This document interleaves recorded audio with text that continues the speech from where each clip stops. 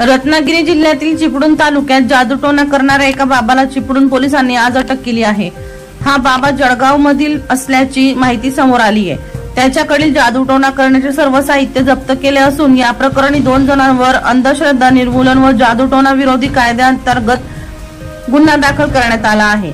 गणेश बाबूराव वाईकर राहणार मुंदखेडा तालुका जामनेर जिल्हा जळगाव, अशोक देवराम जोशी वय 40 राहणार बावडी तालुका जामनेर जिल्हा जळगाव अशी पकडलेल्या दोघा संशयित भोंदूबाबांची नावे आहेत। याबाबत पोलिसांनी दिलेली माहिती, गणेश व अशोक हे दोघे जण गेल्या काही महिन्यांपासून चिपळूण मधील मारकडी येथील कुंजवन इमारतीच्या 5व्या मजल्यावरील सदनिकेतन भोंदूगिरी करीत होते।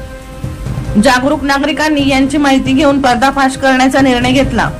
यानुसार यातील एक महिला या 2 भोंदूबाबांकडे गेली। या दोघांना आपल्याला यश मिळत नसल्याचे सांगितले। यावर या दोघांनी तुमच्यावर करणी केलेली आहे, ही करणी दूर करण्यासाठी 30,000 रुपये लागतील, तर व्यवसायात यश येण्यासाठी 1.5 लाख रुपये लागतील असे सांगितले।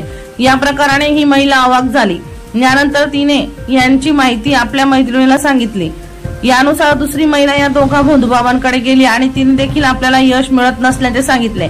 यावर या दोघांनी तुम्हाला यश येण्यासाठी 50,000 रुपये लागतील, तुम्ही पैसे घेऊन या, तुमचं काम करून देतो असे सांगितले।